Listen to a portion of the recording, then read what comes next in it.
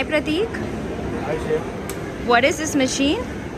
This is a lab scale model of rapid mixer granulator, very much called as RMG, and this is used for mixing of your powder raw material with a blending element, which also has, I'll just on it. This is the main motor and this is the chopper motor.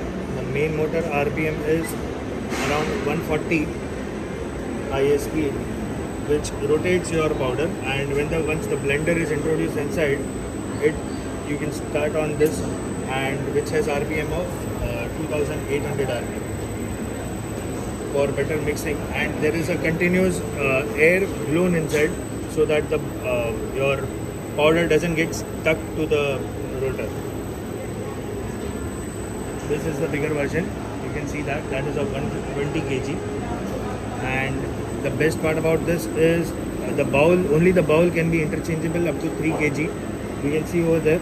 This is the interchangeable bowl with the plate and the whole assembly. It takes 15 minutes to change the bowl. And what is the application industry? Application is pharmaceutical, who are using tablets and capsules, and nutraceutical industry for the powder what they manufacture, and food and dairy. Wherever there is any powder application and mixing of the powder, RMG is the best model. Alright, thank you. You're welcome.